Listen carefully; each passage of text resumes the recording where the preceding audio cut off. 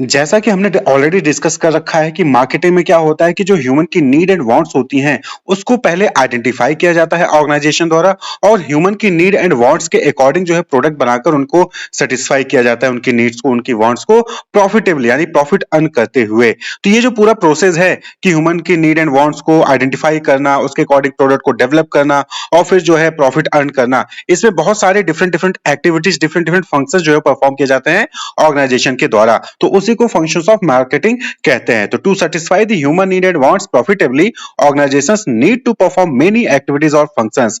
तो जो different functions हैं मार्केटिंग के, उनमें से सबसे पहला और सबसे इंपॉर्टेंट फंक्शन है gathering and analysing market information.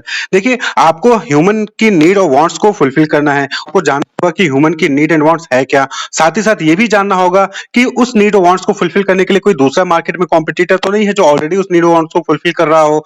अगर वो फुलफिल कर रहा है तो किस टाइप का प्रोडक्ट, किस फीचर का प्रोडक्ट, कितने प्राइस में दे रहा है, यानी कि पूरी की पूरी वहां पर इंफॉर्मेशन निकालनी होगी। साथ ही साथ गवर्नमेंट के क्या रूल्स हैं उस प्रोडक्ट को बनाने के लिए वो भी जानना पड़ेगा आपको। तो पूरा इन्वायरमेंट समझना पड़ेगा। तो यानी कि आपको सबसे पहले आपको मार्केट की इंफॉर्मेशन लेनी पड़ेगी। जो टारगेट मार्केट आपने सेट किया है, वहां के जो भी कस्टमर्स हैं, वहां की उनकी क्या नीड है, उनका लाइफ स्टाइल क्या है, उनका परचेजिंग स्टाइल क्या है, ये सारी चीजें आपको जो वहां पर समझनी पड़ेगी। तो identifying the need of the customers, their life style, their purchasing behaviour and the competitor, information about the competitor also. तो कॉम्पिटिटर, गवर्नमेंट, रूल रेगुलेशन, जो सोसाइटी है, यानी कि ऑर्गेनाइजेशन के जो भी स्टेक होल्डर्स हैं, जो भी उससे रिलेटेड हैं, सब चीज से रिलेटेड इंफॉर्मेशन वहां पर जो है पहले इकट्ठा करनी पड़ेगी और उसको एनालाइज करना पड़ेगा। एनालाइज क्या करना पड़ेगा कि आपको ये चीज चेक करनी है कि कहां पे अपॉर्चुनिटीज है, कहां पे किन चीजों से थ्रेट्स है, क्या स्ट्रेंथ है आपकी उस एनवायरनमेंट में और क्या वीकनेसेस हैं आपकी, यानी कि ऑर्गेनाइजेशंस की। भाई, आप किसी प्रोडक्ट को बनाने जा रहे हो ह्यूमन की नीड वांट्स को सेटिस्फाई करने के लिए, तो क्या उस प्रोडक्ट को बनाने के लिए आपके पास अपॉर्चुनिटीज है? ऐसा तो नहीं कि ऑलरेडी मार्केट में बहुत सारे कॉम्पिटिटर हैं तो अपॉर्चुनिटी हुई नहीं। क्लियर। थ्रेट्स किन किन चीजों से है, अगर आप कोई प्रोडक्ट बनाना चाहे तो उससे रिलेटेड क्या क्या थ्रेट्स हैं। ऐसा है तो नहीं कि गवर्नमेंट ने बैन कर रखा है या फिर आप किसी दूसरे कंट्री से इंपोर्ट करने जा रहे हो तो वो ऑलरेडी बैंड है, उस कंट्री से जो है आप इंपोर्ट नहीं कर सकते हो, तो थ्रेट हो गया। क्लियर। इसी तरीके से स्ट्रेंथ क्या है, यानी कि जो भी प्रोडक्ट आप बनाने जा रहे हो उसके लिए बनाने के लिए आपके पास फंड्स अवेलेबल है कि नहीं है, कैपिटल आइटम अवेलेबल है कि नहीं है, मशीनरी अवेलेबल है कि नहीं है, वो सारी चीजें आपको देखना होगा। एम्प्लॉइज, लेबर अवेलेबल है कि नहीं है। वीकनेसेस, कि ऐसा तो नहीं कि आपके पास जो है लेबर ही नहीं है उस प्रोडक्ट को बनाने के लिए, या फिर उस प्रोडक्ट को बनाने के लिए जो भी टेक्नोलॉजी चाहिए, जो भी नॉलेज चाहिए, वो अवेलेबल ही नहीं है। तो ये सारी चीजें जो है आपको कैसे पता चलेंगी, ऑर्गेनाइजेशन को कैसे पता चलती है, जब वो मार्केट इंफॉर्मेशन को गैदर करते हैं और उसको एनालाइज करते हैं। तो मार्केट इंफॉर्मेशन कहने का मतलब है कि मार्केट में जो भी चीजें हैं, वो कस्टमर है, वो सोसाइटी है, वो गवर्नमेंट है, वो अदर कॉम्पिटिटर्स हैं, वो सभी चीजों से रिलेटेड जो है यहाँ पर इंफॉर्मेशन इकट्ठा की जाती है। तो मार्केट रिसर्च किया जाता है। तो यहाँ पर क्या होता है कि या तो पर्सनली जो है कस्टमर के बीच में जाएंगे, उनसे डेटा कलेक्ट करेंगे, या फिर जो है ऑब्जर्व करके जो है कस्टमर से रिलेटेड डेटा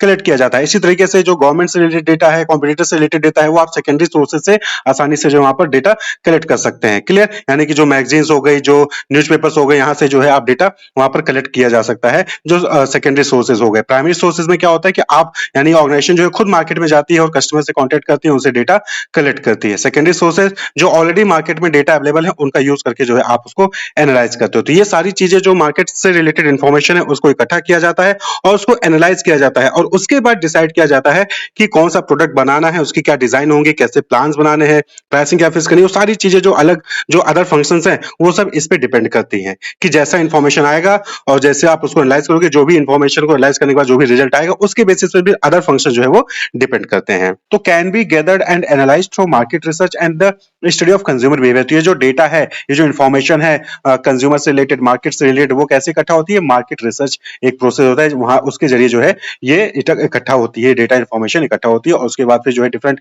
स्टैटिस्टिकल टूल का यूज इस्तेमाल करके उसको एनालाइज किया जाता है। तो सबसे पहला स्टेज ये हो गया कि आपने मार्केट को स्टडी किया, मार्केट से इंफॉर्मेशन गैदर की, आपने जो वहां पर ह्यूमन की नीड वांट्स को आइडेंटिफाई किया और उसके अकॉर्डिंग क्या प्रोडक्ट बनाया जा सकता है वो आप यहाँ पर डिसाइड करते हैं। देन आता है मार्केटिंग प्लानिंग, यानी कि यहाँ पर आप क्या करते हो?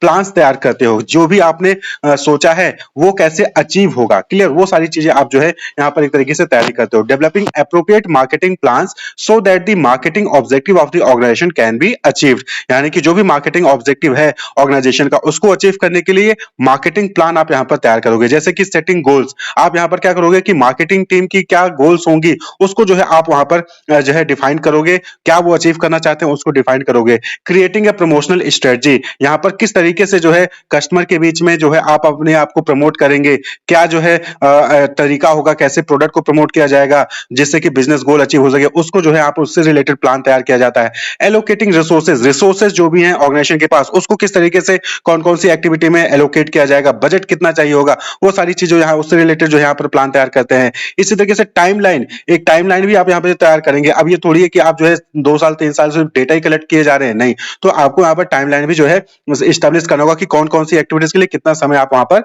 दे रहे हैं। क्लियर? तो यहाँ पर जो है इसी तरीके से लेवल ऑफ प्रोडक्शन कितना होगा, प्रमोशन कौन से प्रोडक्ट किया जाएगा, किस तरीके से प्रमोशन किया जाएगा, वो सारी चीजों से रिलेटेड यहाँ पर प्लान आप तैयार करते हो। तो आपने मार्केट से डेटा कलेक्ट किया, इंफॉर्मेशन गैदर किया, उसको एनालाइज किया, उसके अकॉर्डिंग जो है डिफरेंट आप जो है प्लान्स तैयार करते हो जिसके जरिए आप मार्केटिंग ऑब्जेक्टिव को अचीव करेंगे। उसके बाद अब क्या है, अब आपको प्रोडक्ट को डिजाइन करना है। भाई प्रोडक्ट ही इंपॉर्टेंट है, प्रोडक्ट ही जो है ह्यूमन की नीड एंड वांट्स को सेटिस्फाई करेगा और उसी के लिए, उसी प्रोडक्ट के लिए, उसी सर्विस के लिए जो कस्टमर है वो पे करेगा, जो कि ऑर्गेनाइजेशन का मेन गोल है कि उसको प्रॉफिट कमाना है। तो प्रॉफिट कब मिलेगा, जब प्रोडक्ट कस्टमर को मिलेगा और कस्टमर सेटिस्फाई होगा।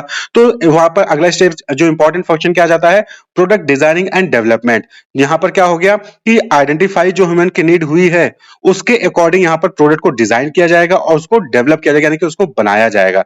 डिजाइन करने का मतलब क्या हो गया कि यहां पर क्या उसके फीचर्स होंगे, क्लियर, क्या क्वालिटीज होंगी, किस तरीके का जो है उसमें क्या क्या फीचर्स होंगे, क्या क्या क्वालिटीज होंगी, ये सारी चीजों को डिसाइड करना प्रोडक्ट डिजाइनिंग हो गया। The design of the product contributes to making the product attractive to the target customer. Product का डिजाइन इस तरीके से होना चाहिए कि वो कस्टमर को अट्रैक्ट करे अपनी तरफ। आप देखते होंगे बहुत सारे ऐसे प्रोडक्ट के डिजाइन होते हैं, मोबाइल फोन देखिए अलग अलग डिजाइन के, कार देखिए अलग अलग जो है फीचर्स के साथ वहां पर आती है। तो ये सब प्रोडक्ट डिजाइनिंग हो गया। रिक्वायर्स क्रिएटिविटी, प्रोडक्ट डिजाइनिंग के लिए और उसको डेवलप करने के लिए क्रिएटिविटी की इंपॉर्टेंस यहाँ पर होती है। क्रिएटिविटी यानी कि आप अलग तरीके से सेम काम को अलग तरीके से कर रहे हो, तो ये जो है क्रिएटिविटी हो गई। तो यहाँ पे क्या है, प्रोडक्ट सब बना रहे हैं, सेम प्रोडक्ट बना रहे हैं, लेकिन सबके फीचर्स, सबकी डिजाइनिंग, सबका लुक जो है वो अलग देखने को मिलता है, तो क्रिएटिविटी है। A good design can improve performance of a product and also give it a competitive advantage in the market। अगर अच्छा डिजाइन होगा आपका तो आपके प्रोडक्ट की परफॉर्मेंस में इंक्रीज होगी, कस्टमर को अट्रैक्ट भी करेंगे और कॉम्पिटेटिव एडवांटेज मिलेगा मार्केट में आपके कॉम्पिटिटर से। क्लियर? तो ये जो है बेनिफिट है। तो इसलिए प्रोडक्ट डिजाइनिंग और डेवलपमेंट ये फंक्शन भी परफॉर्म किया जाता है, क्योंकि बिना प्रोडक्ट को डिजाइन किए, बिना प्रोडक्ट को डेवलप किए आप आइडेंटिफाई ह्यूमन नीड को जो है आप सेटिस्फाई नहीं करोगे। It is important because when we plan to buy any product, say a motorbike, we not only see its feature like cost, mileage, but also the design aspect like its shape and style। तो जब भी हम को market में कोई product purchase करने जाते हैं तो हम उसके खाली जो है कॉस्ट या माइलेज, कार सपोज करिए मोटर बाइक या कार परचेज करने जाते हैं तो हम उसकी कॉस्ट या माइलेज नहीं देखते हैं, बल्कि वो देखने में कैसा है, उसका शेप कैसा है, उसका स्टाइल कैसा है, इन चीजों को भी जो है देखा जाता है। तो इसलिए प्रोडक्ट की डिजाइनिंग और उसका डेवलपमेंट इंपॉर्टेंट होता है। क्लियर? तो ये भी मार्केटिंग में परफॉर्म किया जाता है। तो मार्केटिंग में अभी तक क्या हुआ कि हम जो है मार्केट में जाते हैं, कस्टमर से रिलेटेड डेटा जो है कलेक्ट करते हैं, मार्केट से रिलेटेड इंफॉर्मेशन कलेक्ट करते हैं, उसके बाद डिफरेंट मार्केटिंग प्लान बनाते हैं। उसके बाद फिर अगला फंक्शन क्या हो गया कि हम प्रोडक्ट की डिजाइन बनाते हैं, प्रोडक्ट किस तरीके का होगा, कैसा शेप होगा, कैसा स्टाइल होगा। क्लियर? फिर उसको प्रोडक्ट को डेवलप किया जाता है। अब जो नेक्स्ट इंपॉर्टेंट फंक्शन है मार्केटिंग का, that is standardisation and grading. देखिए होता क्या है कि जैसे कि सपोज करके आपने मोबाइल का कोई एक मॉडल परचेज किया, तो उस मॉडल के जितने भी मोबाइल होंगे सब आपको सेम साइज के, सेम फीचर्स के आपको मिलेंगे। क्लियर? वो जो पर्टिकुलर मॉडल होगा उसमें सेम साइज, सेम फीचर का आपको जो यहाँ पर मिलेगा। अब सपोज करें कि आपने वही मॉडल परचेज किया, आपको अलग फीचर मिल रहा है, दूसरे ने वही मॉडल परचेज किया, सेम पैसा अमाउंट दिया, लेकिन उसको एक्स्ट्रा फीचर मिला, तो ऐसा जो है ये गड़बड़ हो जाएगा। तो इसलिए वहां पर स्टैंडर्डाइजेशन एंड ग्रेडिंग का वहां पर जो है मेन फंक्शन होता है। तो स्टैंडर्डाइजेशन में क्या होता है, यहाँ पर आप प्री डिटरमाइंड स्पेसिफिकेशन वहां पर सेट कर लेते हो कि कौन सा मॉडल किस स्पेसिफिकेशन का बनाया जाएगा, जिससे कि वो जो पर्टिकुलर मॉडल का अगर मोबाइल बन रहा होगा तो कितने भी मोबाइल बनेंगे सब सेम स्पेसिफिकेशन, क्योंकि सेम फीचर्स होंगे, सेम कैरेक्टरिस्टिक्स वहां पर जो है उनके same style, same shape, same size का वो होगा। तो standardisation refers to producing goods of predetermined specification which helps in achieving uniformity and consistency in the output. यानी कि यहां पर क्या हो गया कि आपको जो है अगर आप किसी कार का बेस मॉडल ले रहे हो तो उसमें आपको यूनिफॉर्मिटी दिखेगी। आपने बेस मॉडल लिया, किसी दूसरे ने बेस मॉडल लिया, किसी तीसरे ने भी सेम ब्रांड का बेस मॉडल लिया, तो आपको सबकी कार एक जैसी ही दिखेगी। ये नहीं कि आपने बेस मॉडल लिया तो तो आपके मॉडल का साइज या फिर शेप अलग है, दूसरे बंदे ने सेम ब्रांड का बेस मॉडल लिया तो उसका साइज या शेप अलग है, ऐसा नहीं होगा। इसी को स्टैंडर्डाइजेशन कहते हैं कि सेम मॉडल का शेप और साइज सब इक्वल होगा, फीचर सब इक्वल होंगे। तो यूनिफॉर्मिटी और कंसिस्टेंसी आउटपुट में लेके आने के लिए हम जो है पहले से ही स्पेसिफिकेशन वहां पर फिक्स कर देते हैं कि कितने साइज का किस शेप का जो है बनाया जाएगा। इसी को हम स्टैंडर्डाइजेशन कहते हैं। It reduce the need for inspection, testing and evaluation of the product. अब क्या होगा कि जब आपको पता है कि सारे मॉडल एक ही स्पेसिफिकेशन से बनाए गए हैं तो वहां पर आपको हर मॉडल को, हर प्रोडक्ट को चेक करने की जरूरत नहीं है, इंस्पेक्ट करने की जरूरत नहीं है। लेकिन अगर सभी अलग अलग मॉडल, सेम मॉडल है लेकिन अलग अलग तरीके से बनाए गए हैं तो वहां पर आपको हर प्रोडक्ट को चेक करना पड़ेगा कि सही से काम कर रहा है कि नहीं कर रहा है। लेकिन सारे प्रोडक्ट सेम स्पेसिफिकेशन से बनाए गए हैं तो उस केस में फिर आपको जो है वहां पर टेस्ट करने की जरूरत नहीं पड़ेगी, तो इससे टाइम और कॉस्ट दोनों ही सेव होगा। क्लियर। नेक्स्ट जो है ग्रेडिंग। ग्रेडिंग कहने का मतलब यहां पर क्वालिटी के हिसाब से जो आप वहां पर प्राइस चार्ज करते हैं। तो grading is the process of classification of product into different group. तो ग्रेडिंग में हम क्या करते हैं कि जो प्रोडक्ट है उसको डिफरेंट ग्रुप में हम जो यहां पर क्लासिफाई करते हैं। जैसे कि अभी हमने बताया कि कार का बेस मॉडल आता है, टॉप मॉडल भी आता है। तो बेस मॉडल जो है अलग कैटेगरी होगी जहां पर आपको कम फीचर, कम जो है वहां पर पैसा पे करना पड़ेगा। टॉप मॉडल में फीचर्स ज्यादा होंगे, पैसा आपको ज्यादा पे करना पड़ेगा। तो on the basis of some of its important characteristics जैसे कि क्वालिटी, साइज एक्सेट्रा। तो इसके बेसिस पे जो है वहां पर क्या होता है कि ग्रेडिंग की जाती है कि ये बेस मॉडल है कि टॉप मॉडल है। गोल्ड में देखिए तो गोल्ड में भी जो सस्ता होता है वो 18 कैरेट का होता है, उससे महंगा 22 कैरेट का, उससे ज्यादा महंगा 24 कैरेट का होता है। तो इस तरीके से जो गोल्ड में जो है वहां पर ग्रेडिंग की जाती है। तो ग्रेडिंग करने का मेन मोटिव यही होता है कि किस क्वालिटी का प्रोडक्ट है वो आप आइडेंटिफाई कर सके और उसके हिसाब से लोग आपसे पैसा, जो ऑर्गेनाइजेशन है वो आपसे उसके हिसाब से पैसा चार्ज करती है। कम क्वालिटी का है, कम ग्रेड का है तो उसमें आपको पैसा कम देना पड़ेगा। अच्छी ग्रेड का प्रोडक्ट है तो वहां पर आपको पैसा ज्यादा देना पड़ता है। तो grading ensure that goods belong to a particular quality and helps in realising higher prices for high quality output. और इसी ग्रेडिंग की वजह से क्या होता है कि लोग ज्यादा पैसा देने को तैयार होते हैं क्योंकि उनको पता है कि अच्छी ग्रेडिंग है तो अच्छा प्रोडक्ट होगा और जो है वहां पर उसके लिए वो ज्यादा प्राइस देने को तैयार हो जाते हैं। तो स्टैंडर्डाइजेशन और ग्रेडिंग भी जो है वहां पर प्रोडक्ट की जाती है मार्केटिंग में। अब जो अगला फंक्शन है that is packaging and labelling.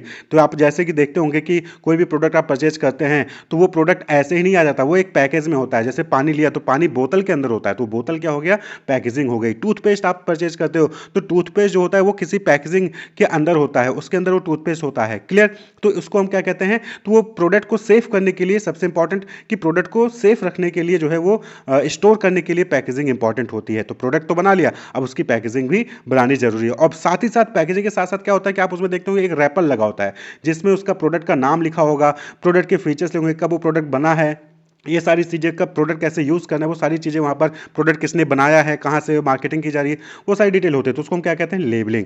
तो अगला फंक्शन क्या हो गया, पैकेजिंग एंड लेबलिंग। प्रोडक्ट बना लिया, स्टैंडर्डाइजेशन बना लिया, सेट कर लिया, वहाँ पर जो है आपने ग्रेडिंग कर ली प्रोडक्ट की, अब उसकी पैकेजिंग और लेबलिंग पर फोकस करना होता है। ये अगला काम परफॉर्म करना होता है, अगला एक्टिविटी या फंक्शन परफॉर्म करना होता है मार्केटिंग में। तो packaging and labelling are considered as the pillar of marketing. Marketing का ये पिलर होता है, क्यों, क्योंकि पैकेजिंग और लेबलिंग ही है जो कस्टमर देखता है और उसके जरिए मार्केटिंग भी जो ऑर्गेनाइजेशन है वो कर लेती है।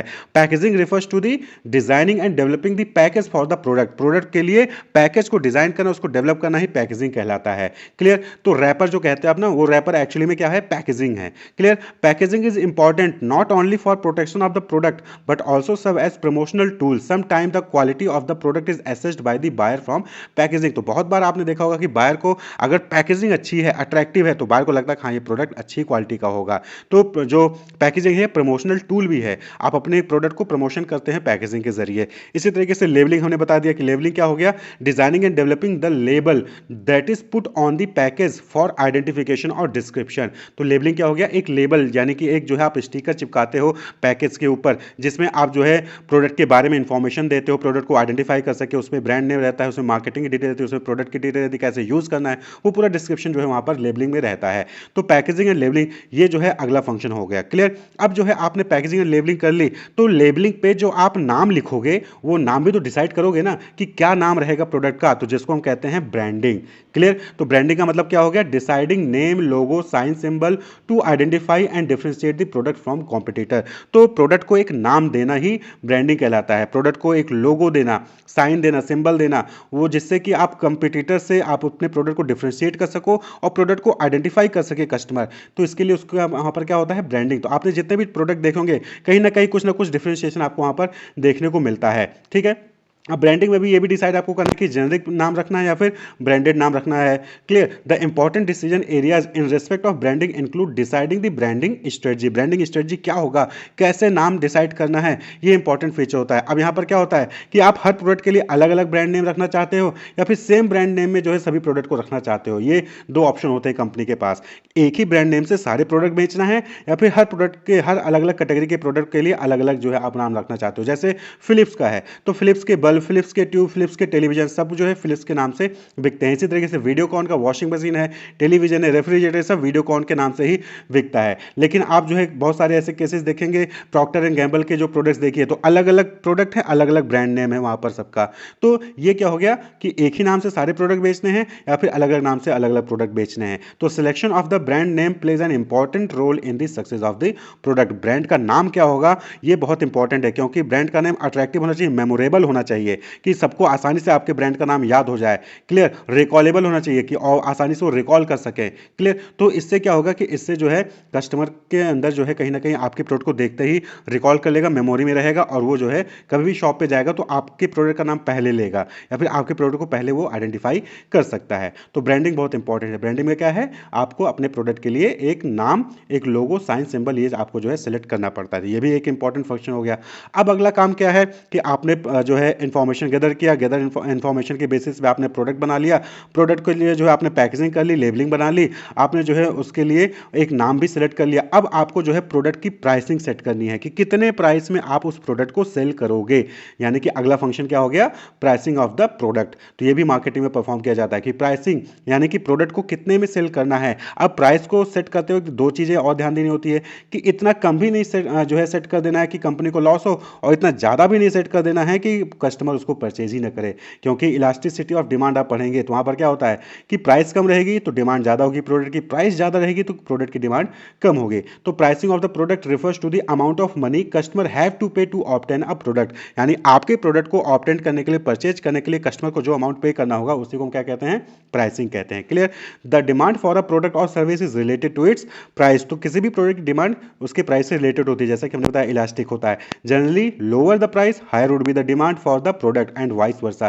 प्राइस लोअर होगा, डिमांड ज्यादा होगा उस प्रोडक्ट का, प्राइस ज्यादा है तो डिमांड उस प्रोडक्ट की कम होगी। क्लियर। मार्केटर को बहुत ध्यान से सभी फैक्टर्स जो इंपॉर्टेंट होते हैं उन सबको ध्यान में रखते हुए प्राइस को सेट करना चाहिए। जैसे कि प्राइसिंग ऑब्जेक्टिव क्या है उसको जो है आपको पहले सेट कर लेना है, प्राइसिंग स्ट्रेटजी क्या होगी उसको जो है आपको डिटरमाइन कर लेना है। प्राइसिंग स्ट्रेटजी जैसे कि दो स्ट्रेटजी इंपॉर्टेंट होती है नया प्रोडक्ट के केस में, पेनिट्रेशन एंड स्कीमिंग। तो पेनिट्रेशन में क्या होता है कि शुरुआत में प्रोडक्ट की प्राइस बहुत कम रखी जाती है जिससे कि आप पूरे मार्केट को कैप्चर कर लें और फिर धीरे धीरे आप जो प्राइस को इंक्रीज करते हैं। वहीं पर स्कीमिंग में क्या होता है कि स्कीमिंग प्राइसिंग में ये होता है कि आप जो है प्राइस को शुरुआत में ही हायर रखते हो, ये बताने के लिए कि आपका क्वालिटी प्रोडक्ट है और जो क्रीमी लोग होते हैं यानी कि जो हायर इनकम ग्रुप के लोग होते हैं उनसे जो है आप पैसा वहाँ पर प्रॉफिट अर्न करने की कोशिश करते हैं, और उसके बाद जो हायर इनकम ग्रुप है वो मार्केट कैप्चर करने के बाद फिर धीरे धीरे आप अपने प्राइस को डिक्रीज करते हैं।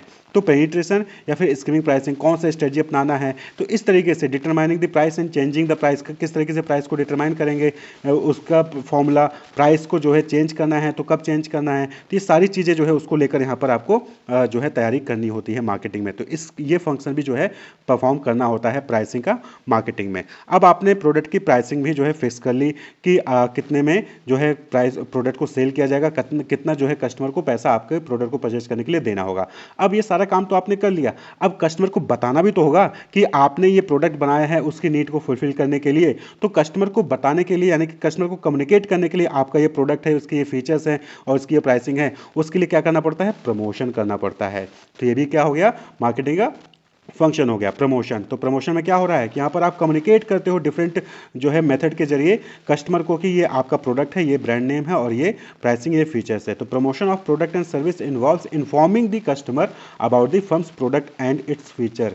क्लियर। तो प्रोडक्ट के जो भी फीचर्स हैं, प्रोडक्ट क्या है, प्रोडक्ट का ब्रांड नेम है, वो सारी चीज़ें जो है कस्टमर को आप इन्फॉर्म करते हो through the promotion. And promotion में खाली इन्फॉर्म ही नहीं करते हो, उनको परसुएड भी करते हो, उनको तैयार करते हो, उनको अट्रैक्ट करते हो कि वो आपका प्रोडक्ट आके परचेज करें। And persuading them to purchase this product. तो प्रमोशन का ये मेन मोटिव होता है। ये नहीं कि खाली बता दिया, नहीं, उनको परसुएट करना है, उनको मोटिवेट करना है, उनको अट्रैक्ट करना है कि वो आपका प्रोडक्ट आके परचेज करें।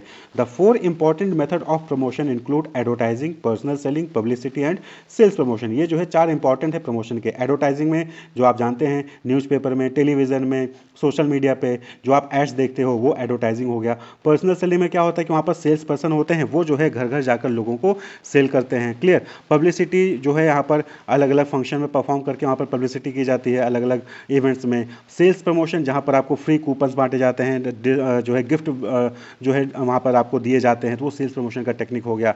ये हम इन डिटेल आगे पढ़ेंगे। क्लियर। सम इंपॉर्टेंट डिसीजन जो है आपको ध्यान में रखना है जब प्रमोशन किया जाता है, यानी कि ऑर्गेनाइजेशन को ध्यान में रखना है जब वो प्रमोशन करने जाती हैं। क्या चीज़? पहला तो प्रमोशन बजट कितना होगा, ये उनको तैयार कर लेना है पहले ही। भाई प्रमोशन यानी कि एडवर्टीजमेंट आप करेंगे तो वहाँ पर खर्चा लगेगा ना, जो अलग अलग एजेंसीज हैं उनको पैसा देना पड़ेगा। तो एडवर्टीजमेंट का यानी कि प्रमोशन का कितना बजट है वो आपको डिसाइड कर लेना है। प्रमोशन मिक्स क्या होगा, यानी कि आप सिर्फ न्यूज़पेपर में एडवर्टीजमेंट देंगे या फिर मैगजीन में भी देंगे, टीवी में भी देंगे, रेडियो में भी देंगे, आप पर्सनल सेलिंग भी करेंगे, पब्लिसिटी भी करेंगे। तो आपको जो है ये पूरा प्रमोशन मिक्स तैयार करके रखना है कि एक ही मीडिया से आपको प्रमोट करना है कि अलग अलग मीडिया से प्रमोट करना है। क्लियर।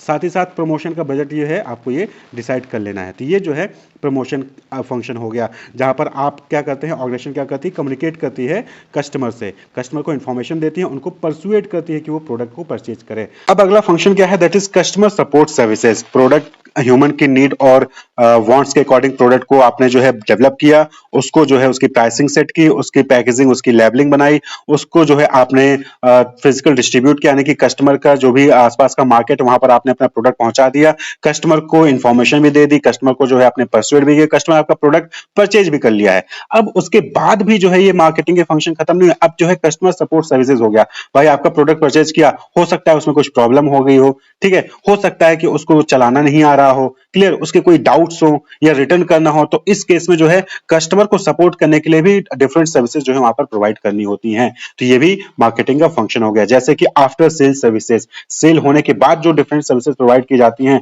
उसको आफ्टर सेल सर्विसेज कहते हैं। जैसे कि किसी ने आपका टीवी या फिर जो है परचेज किया किसी ऑर्गेनाइजेशन का, तो उसको सेटअप करने के लिए जो है वहां पर आफ्टर सेल सर्विसेज प्रोवाइड की जाती हैं। इसी तरीके से कार लिया गया है तो 3 सर्विसेज फ्री होती हैं, तो ये भी एक तरीके का आफ्टर सेल सर्विसेज हो गया, यानी कि सेल होने के बाद जो कंपनी सर्विसेज प्रोवाइड कर रही हैं। तो इससे क्या होता है कि इससे लॉयल्टी बनती है आपके प्रोडक्ट के लिए और कस्टमर सेटिस्फाई भी रहता है और कस्टमर दोबारा फिर आप ही के प्रोडक्ट परचेज करने आता है, यानी कि ऑर्गेनाइजेशन का प्रोडक्ट परचेज करने आता है।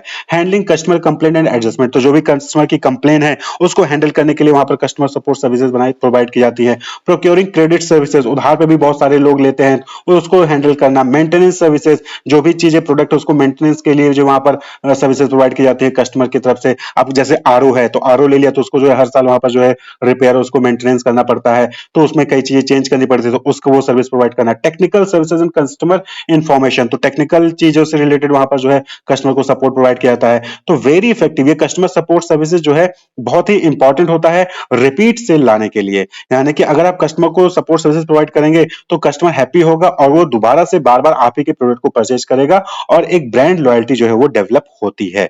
तो ये जो है कस्टमर सपोर्ट सर्विसेज होती है। तो अगर हम यहाँ पर समराइज करें कि क्या क्या फंक्शंस थे मार्केटिंग के, तो सबसे पहले हमने क्या किया कि जो ऑर्गेनाइजेशन है उसने ह्यूमन की नीड और वांट्स को आइडेंटिफाई करने के लिए मार्केट इंफॉर्मेशन को गैदर किया और उसको एनालाइज किया, उसके बेसिस पे जो है उसने डिफरेंट प्लान्स तैयार किए, मार्केट प्लान्स तैयार किए, फिर प्रोडक्ट को डिजाइन किया और उस प्रोडक्ट को डेवलप किया। प्रोडक्ट को डेवलप करने के लिए उसने जो है प्री डिटरमाइंड स्पेसिफिकेशन तय किए, यानी स्टैंडर्डाइजेशन बनाया और ग्रेडिंग की, अलग अलग क्वालिटी के बेसिस पे अलग अलग ग्रेड जो है क्लासिफाई किया प्रोडक्ट को। उसके लिए प्रोडक्ट के लिए पैकेजिंग तैयार की, लेबलिंग बनाया, उसके लिए ब्रांडिंग यानी एक नाम सेलेक्ट किया, साइन सिंबल जो है वहां पर सेलेक्ट किया, प्रोडक्ट की प्राइसिंग क्या होगी उसको डिसाइड किया, प्रोडक्ट को प्रमोशन कैसे किया जाएगा, यानी कि एडवर्टाइजमेंट करेंगे, सेल्स प्रमोशन करेंगे या फिर पब्लिसिटी करेंगे, अलग अलग टेक्निक है उसको डिसाइड करना। फिर फिजिकल डिस्ट्रीब्यूशन, उस प्रोडक्ट को कस्टमर तक पहुंचाने के लिए होलसेलर रिटेलर के जरिए वहां पर जो है आप तक पहुंचाने के लिए, कस्टमर तक प्रोडक्ट को पहुंचाने के लिए फिजिकल डिस्ट्रीब्यूशन की एक्टिविटी परफॉर्म करते हैं। ट्रांसपोर्टेशन करते हैं, गुड्स को स्टोर करके वेयरहाउस में रखते हैं और कस्टमर को आफ्टर सेल सर्विसेज यानी कि कस्टमर सपोर्ट सर्विसेज भी प्रोवाइड करते हैं। तो ये जो डिफरेंट फंक्शंस है जो कि मार्केटिंग में ऑर्गेनाइजेशन द्वारा परफॉर्म किए जाते हैं। Wish you all the best, keep watching.